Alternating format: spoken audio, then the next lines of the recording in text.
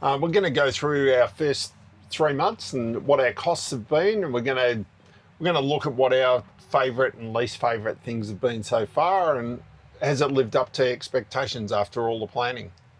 Hi, I'm Stephen. Hi, I'm Suzanne. Welcome to Dragon Cross Oz.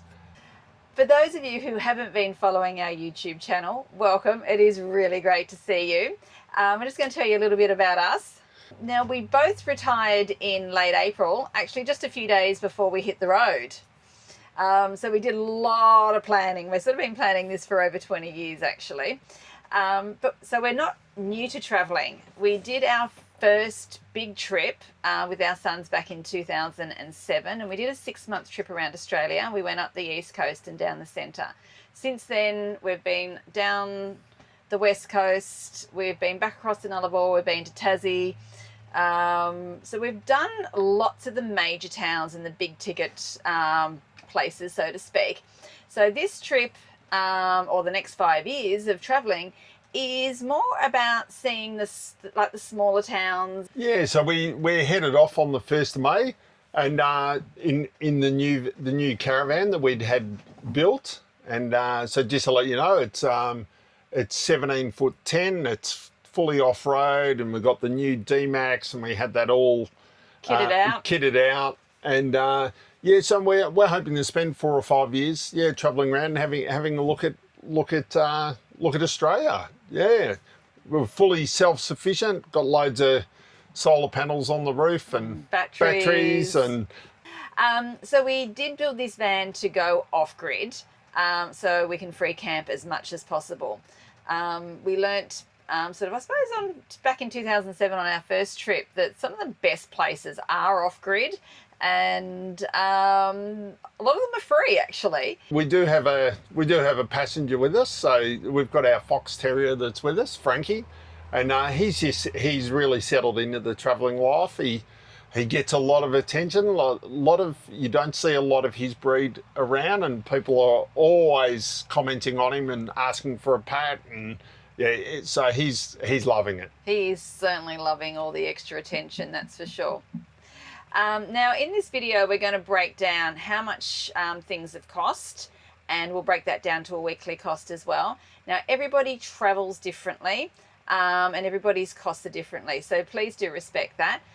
This is just what we've done in the first 3 months. We're planning to travel, as we've mentioned, for 4 to 5 years, so we're sort of not watching the pennies, feeling our way. Yeah, feeling our way to start off with. Yeah. All right, so starting off with our most expensive item. Item? Is it an item? It's not an item, but it's a necessity, that's for sure. Well, at least one of them's a necessity. So food and alcohol. So which one's the necessity? I'll leave that up to people to decide. But so for the first 3 months, it's cost us $3,034. Which breaks down to roughly $234 a week. As we move to more inland and more remote areas, that will slightly change a little bit. Oh, that will increase when we get out west, absolutely. But we do like supporting the towns and that we visit, and that as much as possible as well. But we also do a lot of planning too. Yeah, so the next big item, of course, is fuel for the car. So for first 3 months, it's been just over $1,800 for the 3 months. Which breaks down to about $140 per week. And we've travelled 643... You did the same thing again. If we've only travelled 600 something kilometres, we haven't gone very far. We'll try again. We've travelled 6,431 kilometres, and our average fuel consumption is about 15 litres per 100, and that's a combination of towing and not towing.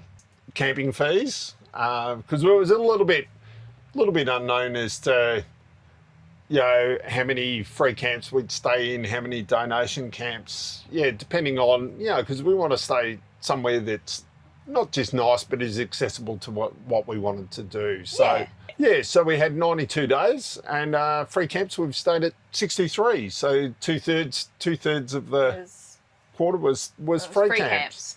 We've done 13 donation camps, 13 nights of donation camps, and 16 showgrounds / low-cost camps. And caravan parks we've stayed in?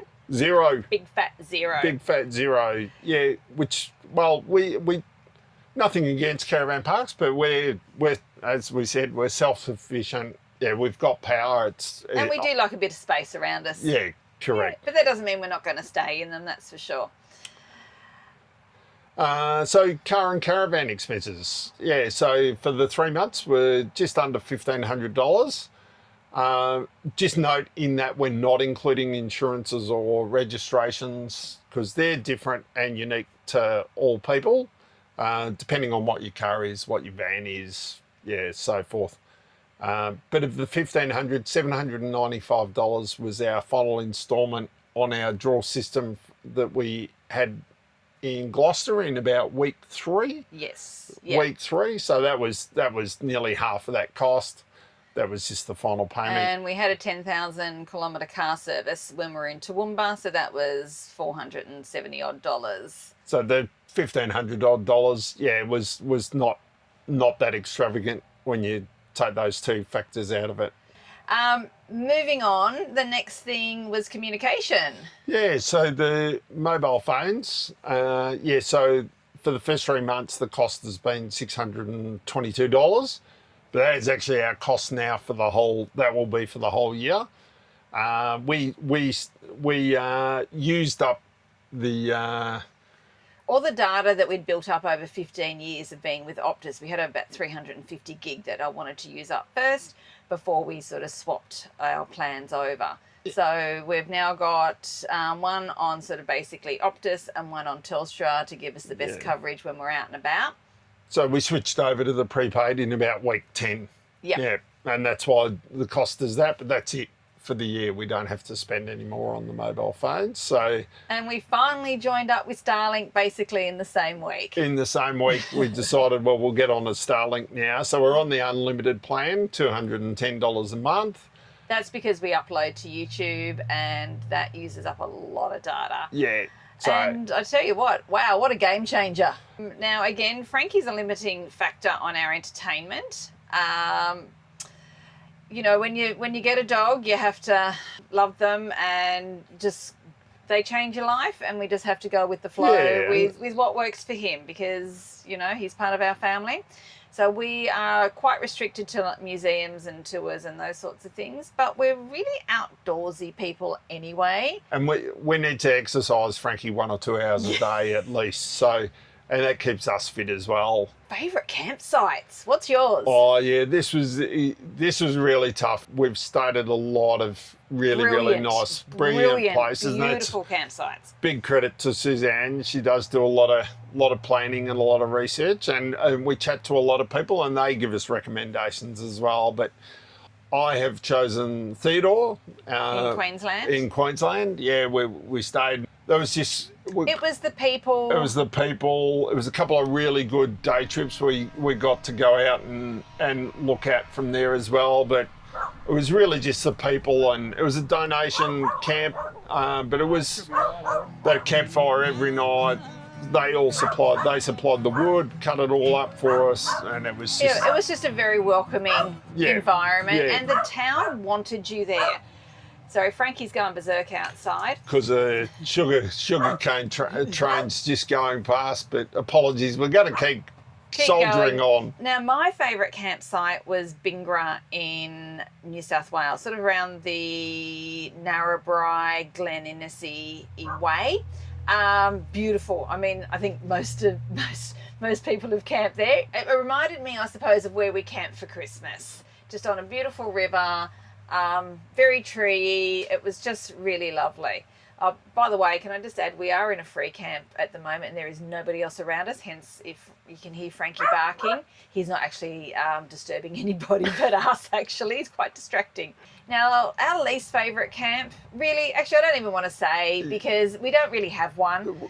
We did decide on one, but I don't think it does it justice. It was a gravel pit. So it was what it was. It served its purpose, and we were grateful to stay there. Yeah. So is travelling full time what we expected? Oh, 14 weeks on the road. it just exceeds expectation. Yeah, I'm just loving it. We planned this for a very long time, and I love being on the road.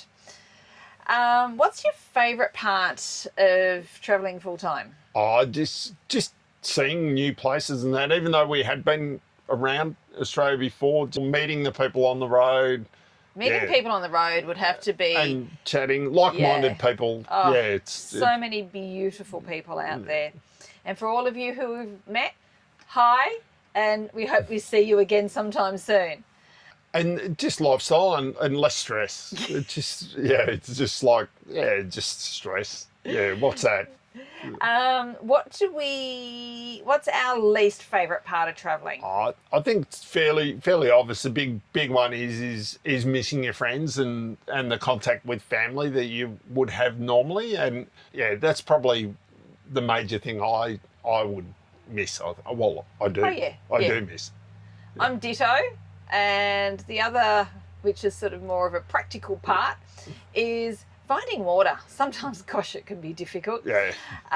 But you know, that's if that's our biggest least favourite, then I think we're doing great. After building our caravan, are we happy now that we've lived in it for 3 months? Yeah, absolutely. I'm glad we went for the 2/3 bathroom. So we've got a separate toilet and shower. It's just there's enough room when we come in at night, to just relax. And we're lucky. We've actually had pretty good weather for the first 14 weeks. Yeah. Now, the last thing is, what would we change about our caravan? Yeah, what's ended up happening in the last couple of weeks really is one of our biggest stresses so far has been weight in the van. Yeah, we had it officially weighed a week or so ago, and yeah, we were overweight. So we've sort of now had to rejuggle a little bit. Another clean out and juggle around, but we'll put a video out about that. But that is basically our biggest, I suppose, not regret. So when we went to the show and we saw this caravan, it had over a 650 kilo payload. And then when we had it built, or when we sort of basically had it built, it was one of my concerns, and I brought up my concern with the salesman multiple times. He says, you're fine, because we took things out and then we put a few things in. But we've actually ended up with a 535 kilo payload, which is very small on a single axle, and we cannot do a thing about it. We can't change that. We've got to work with it. So, but yeah, we love our van. We love our van, absolutely. If there's any other questions that we haven't answered that you'd like to know, drop them in the comments below. Thank you so much for watching. Please hit the like button. We'd love you to consider subscribing and looking at all our videos of us travelling around Australia and joining us every week. Every week, and we post the weekly expenses do go up every week as well, which has a bit more socials. Yeah, comes up in a bit more detail than what we just went through. We do. So we're going to wrap this one up here, and again, thanks so much for watching, and we hopefully will see you on the next one. See ya.